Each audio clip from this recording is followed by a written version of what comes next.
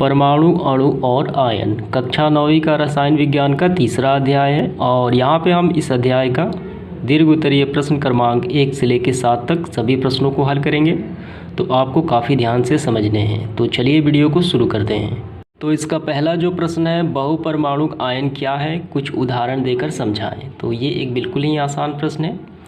तो इसका आंसर आपको इस तरीके से करना है, एक से अधिक परमाणुओं का समूह जिन पर आवेश होता है बहुपरमाणुक आयन कहलाते हैं। तो इसका क्या मतलब हुआ? तो जैसा कि नाम से ही स्पष्ट है, बहुपरमाणुक आयन यानी एक से ज़्यादा उस पर परमाणु होंगे, वो आयन होने चाहिए, धन और ऋण। तो यहाँ देखिए कुछ उदाहरण से आपको समझ में आ जाएंगे कुछ महत्वपूर्ण बहुपरमाणुक आयन यानी पॉली एटॉमिक आयंस। अमोनिया, यहाँ देखिए, यहाँ नाइट्रोजन और यहाँ हाइड्रोजन, 2 परमाणु हो गए NH4, और इस पे देखिए इस पे प्लस का आवेश है। तो बहुपरमाणुक आयन में हमेशा जो यौगिक शामिल होंगे उन पे कोई ना कोई आवेश जरूर होगा, ठीक है। अगर इस पर आवेश नहीं होगा तो वो बहुपरमाणुक आयन नहीं कहलाएंगे। तो फिर से समझ लेते हैं, एक से अधिक परमाणुओं का समूह, यहाँ देखिए 2 परमाणुओं का समूह, यहाँ भी 2 परमाणुओं का समूह है।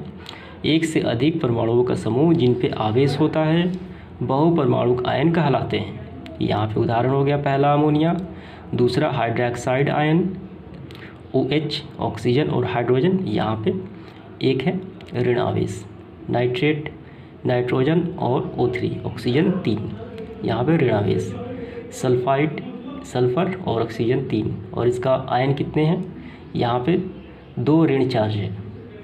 तो इसे ही कहा जाता है बहुपरमाणुक आयन, और उसके ऊपर एक कोई ना कोई पावर जरूर होंगे। तो ये आपको समझ में आ गए होंगे। इस प्रकार प्रश्न क्रमांक 1 समाप्त हो जाता है। जो प्रश्न है, डाल्टन के परमाणु सिद्धांत के किन्हीं 5 मान्यताओं को लिखें। तो डाल्टन के परमाणु सिद्धांत के 5 मान्यताएं आपको लिखना है, कोई भी लिखना है उसमें से। तो ये रहे डाल्टन के परमाणु सिद्धांत की मान्यताएं, इसमें से आपको 5 ही लिखने हैं। टोटल कितना है? टोटल 7 है। तो सबसे पहले आप इसको लिखिए, सभी पदार्थ अत्यंत सूक्ष्म कणों से बने होते हैं जिन्हें परमाणु कहते हैं, और ये परमाणु खंडित नहीं किए जा सकते हैं। ये पहला हो गया। और उसके बाद दूसरा लिख लीजिए, किसी भी रासायनिक प्रक्रिया द्वारा परमाणुओं का ना ही निर्माण होता है ना ही उनका नाश होता है, अर्थात वो अनश्वर होते हैं। ये दूसरा हो गया। तीसरा, चौथा और 5वां। तो इस प्रकार ये प्रश्न क्रमांक समाप्त हो जाता है। तो चलिए इसके बाद अगला प्रश्न देखते हैं। इसके बाद है प्रश्न संख्या 3, उदाहरण के साथ किसी तत्व की संयोजकता की व्याख्या करें। तो यहाँ से आपको लिखना प्रारंभ करना है, तत्व के परमाणु में दूसरे तत्व के परमाणु के साथ संयोग करने की प्रवृत्ति क्षमता होती है। किसी तत्व के परमाणु के इसी प्रवृत्ति को तत्व की संयोजक क्षमता या संयोजकता कहते हैं। तो ये हो गई इसकी परिभाषा। और उसके बाद थोड़ा सा आपको ये भी यहाँ तक लिखना है, विभिन्न तत्वों की संयोजकताएं, क्षमताएं और संयोजकताएं भिन्न भिन्न होती हैं। तत्वों की संयोजकताएं हाइड्रोजन के सापेक्ष निर्धारित होती हैं। बस यहाँ तक इसका आंसर लिखना है, ठीक है। तो ये हो जाती है संयोजकता की परिभाषा। और किसी तत्व की संयोजकता कैसे ज्ञात किया जाता है, तो उन सब के बारे में वीडियो पहले से बना दिया गया है। इस वीडियो के डिस्क्रिप्शन में या चैनल के प्लेलिस्ट पे जाके आप क्लास 9 रसायन विज्ञान के वहाँ पे आप देख सकते हैं किसी तत्व की संयोजकता कैसे ज्ञात किया जाता है। सरल सूत्र और अणु सूत्र में क्या अंतर है, ये दोनों किस प्रकार संबंधित हैं, ये दोनों में अंतर बताना है। तो ये रहा सरल सूत्र और अणु सूत्र, ठीक है। आइए इसके बाद 5वां प्रश्न, ग्राम आणविक द्रव्यमान क्या है, निम्नलिखित पदार्थों के आणविक द्रव्यमान की गणना करें। सबसे पहले इसकी परिभाषा लिखते हैं। ग्राम में व्यक्त आणविक द्रव्यमान ग्राम आणविक द्रव्यमान या ग्राम अणु कहलाता है, और इसे मोल भी कहा जाता है। जब आणविक द्रव्यमान को ग्राम में व्यक्त कर दिया जाता है, जैसे में कि 16 ग्राम ऐसे, ठीक है, तो उसे ग्राम आणविक द्रव्यमान कहा जाता है। और हमें इन सारे यौगिकों के क्या ज्ञात करने हैं, आणविक द्रव्यमान की गणना करना है। और यहाँ पे कितना है, यहाँ पे D है, यानी टोटल 4 है। तो ये काफ़ी आसान होते हैं। आपको करना क्या होता है कि जो तत्व या यौगिक दिया गया है उसका आप परमाणु भार, ठीक है, परमाणु भार लिखते हुए जो संख्या है उसे गुणा कर दिया जाके सबको जोड़ दिया जाता है। तो यहाँ पे मैं एक का मैं बता देता हूँ, आपको अपने से करना है, अगर नहीं आता है तो वो बताइएगा आप।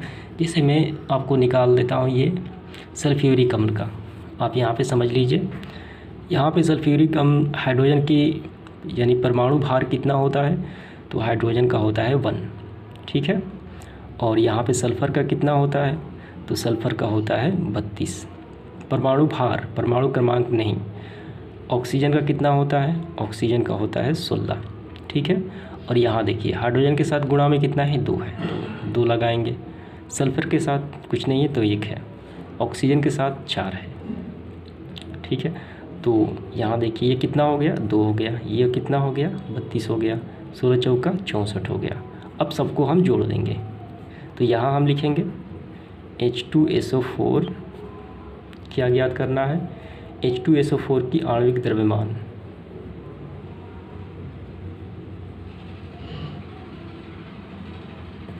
सबको जोड़ देंगे हम, 2 + 32 + 64, सबको जोड़ दिया जाए, 4 जू एटॉमिक मास यूनिट, तो 1 निकल गया।